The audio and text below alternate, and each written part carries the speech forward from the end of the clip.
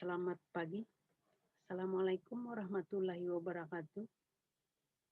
Semoga hari ini kita selalu dalam lindungannya ya. Materi kali ini tentang lingkungan organisasi.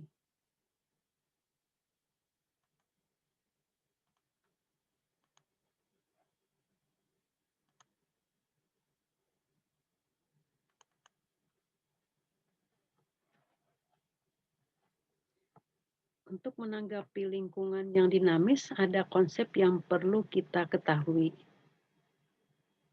yaitu mengapa organisasi harus mengembangkan strategi. Beberapa alasan utama tentang pentingnya peranan strategi bagi organisasi, yaitu memberikan arah jangka panjang yang akan kita tuju. Juga membantu organisasi beradaptasi pada perubahan yang terjadi. Juga membuat suatu organisasi menjadi lebih efektif. Selain itu, mengapa organisasi berbeda-beda desain atau struktur organisasinya? Struktur organisasi dalam perusahaan digunakan untuk memetakan fungsi-fungsi antar bagian dalam perusahaan agar diketahui alur pertanggungjawaban sebuah pekerjaan dalam perusahaan. Ini merupakan konsep dasar untuk menanggapi lingkungan yang dinamis. Kerangka ketidakpastian lingkungan. Dilihat dari stabilitas lingkungan, dari segi posisi vertikal, stabil dan labil. Dan dari horizontal, sederhana dan kompleks. Dari sisi stabil, ketidakpastian rendah, elemen lingkungan jumlahnya juga sedikit, tidak merubah atau berubah secara perlahan. Dari segi kompleks yaitu ketidakpastian agak tinggi, elemen lingkungan jumlahnya besar, tidak berubah-ubah secara perlahan. Dari segi labil yaitu ketidakpastian agak rendah, elemen lingkungan juga sedikit dan selalu mengalami perubahan. Dilihat tadi ketidakpastiannya tinggi, terus elemen lingkungannya juga besar, selalu mengalami perubahan. Elemen-elemen lingkungan yang saling berkaitan dan mempengaruhi terhadap organisasi tidak secara individual tetapi dalam kelompok, sehingga mempengaruhi organisasi secara simultan atau terjadi pada waktu yang bersamaan. Pentingnya manajemen organisasi dalam mempelajari lingkungannya. Manajemen lebih mampu memilih strategi agar lingkungan bukan menjadi kendala, tapi menjadi peluang peningkatan kinerja organisasi. Organisasi juga lebih mampu mendesain dan menstruktur organisasi yang lebih efektif. Alasan pentingnya manajemen dibutuhkan bagi perusahaan atau dalam organisasi bisnis merupakan pencapaian tujuan, baik tujuan organisasi maupun tujuan pribadi. Dapat juga menjaga keseimbangan antara tujuan-tujuan yang saling bertentangan dan dapat mencapai efisiensi dan efektivitas. Manajemen juga dibutuhkan dalam organisasi untuk memudahkan pencapaian tujuan, baik tujuan organisasi maupun tujuan pribadi. Manajemen dibutuhkan untuk mencapai organisasi yang juga individu yang ada dalam organisasi tersebut. Semua bentuk organisasi di mana orang-orang bekerja bersama-sama untuk mencapai tujuan yang telah ditetapkan. Lingkungan atau organisasi adalah merupakan elemen-elemen di luar organisasi yang mempunyai pengaruh terhadap kehidupan organisasi. Pengertian ini menggambarkan arti luar dari lingkungan organisasi yang dapat dikatakan tidak terbatas. Dalam kenyataannya memang sulit ditetapkan dengan pasti sejauh mana suatu organisasi yang ada dalam suatu industri. Untuk membatasi ruang lingkup dari elemen-elemen lingkungan yang membawa implikasi manajerial pada aktivitas organisasi. Lingkungan dalam pengertian ini dapat dikatakan sebagai alam semesta dan isinya, setelah dikurangi bagian-bagian yang mewakili organisasi. Faktor-faktor berpengaruh dalam analisis lingkungan jauh. Lingkungan jauh merupakan lingkungan yang secara tidak langsung mempengaruhi keputusan strategi perusahaan dalam jangka panjang. Oleh karena itu, dalam menjalankan suatu usahanya diperlukan arah, peraturan, dan kebijakan-kebijakan dari pihak pemerintah yang berguna untuk kepentingan dan kesejahteraan umum. Seperti yang pertama, faktor sosial, budaya, hukum, politik, ekonomi, teknologi, dan alam. Lingkungan industri. Konsep struktur industri yaitu suatu analisis umum terhadap bidang industri di mana suatu organisasi beroperasi.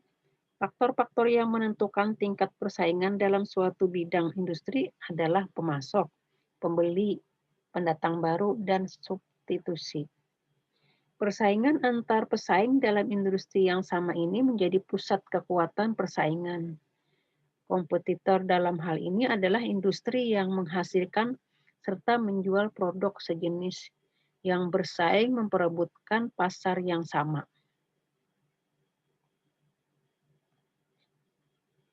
Kompetitor-kompetitor dalam industri pada tingkat persaingan dalam lingkungan industri, model sebagai acuan analisis memiliki poin yaitu pendatang baru.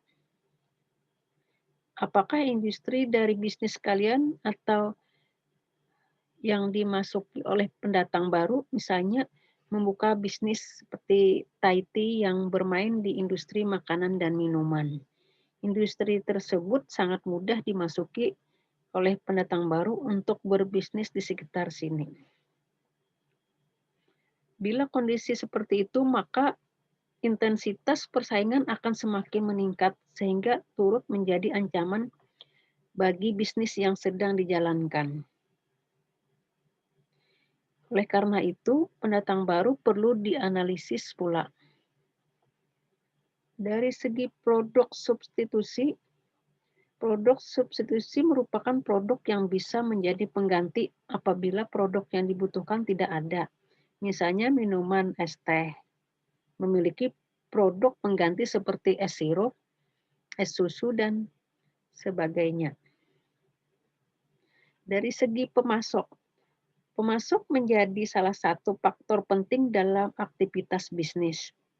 Pemasok yang tepat akan memberikan biaya modal yang terjangkau.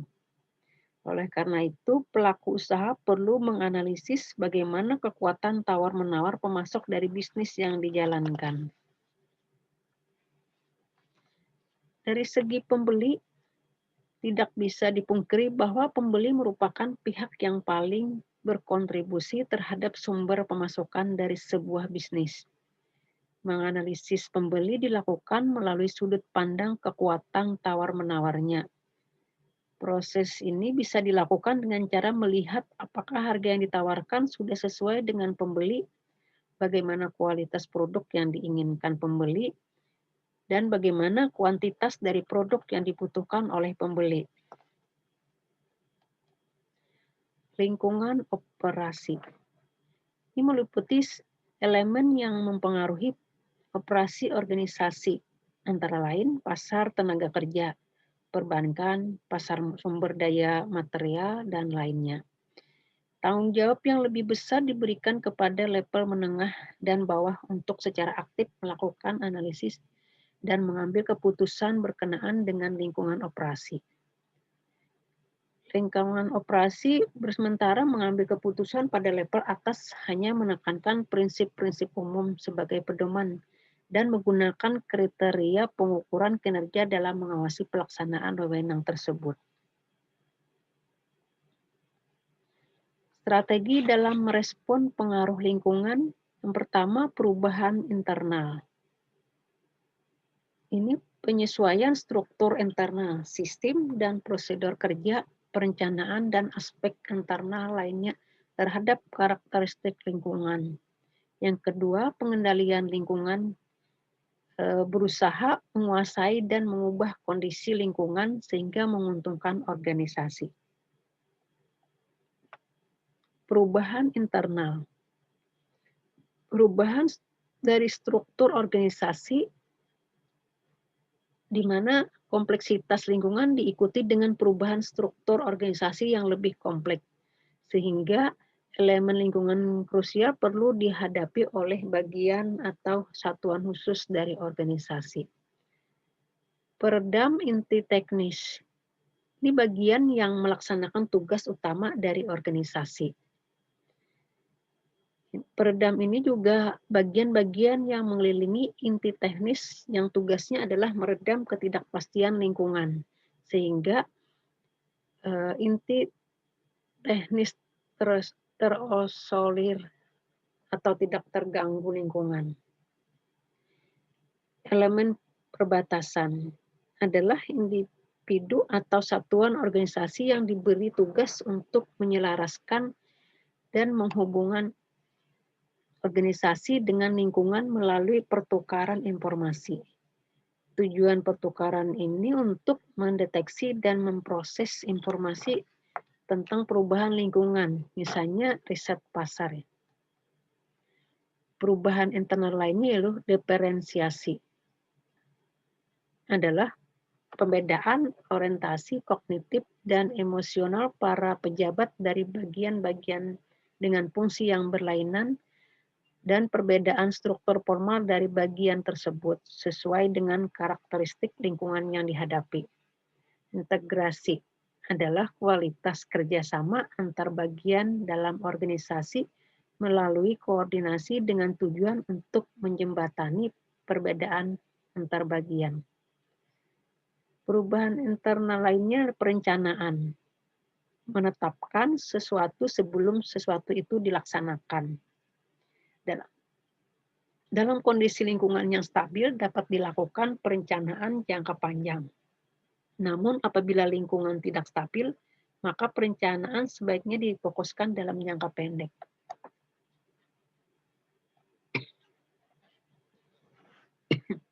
Pengendalian lingkungan, iklan dan humas. Ini merupakan tradisi untuk menciptakan hubungan yang baik dengan lingkungan dengan tujuan untuk mempengaruhi pandangan dan pilihan masyarakat. Asosiasi pengusaha sejenisnya. Ini seringkali dapat memunculkan suatu kekuatan yang muncul yang cukup besar untuk mempengaruhi lingkungan. Misalnya dengan melakukan pendekatan-pendekatan dengan pihak pengambil kebijakan. Merubah bidang kegiatan. Apabila lingkungan sudah tidak dapat dikendalikan, maka cara yang dapat ditempuh adalah dengan merubah bidang kegiatan, sehingga diperoleh kondisi lingkungan yang lebih baik. Misalnya memilih bidang kegiatan yang tingkat persaingannya tidak terlalu berat, campur tangan pemerintah tidak terlalu banyak, jumlah konsumen yang cukup banyak, dan sebagainya. Demikian dulu materi hari ini. Terima kasih.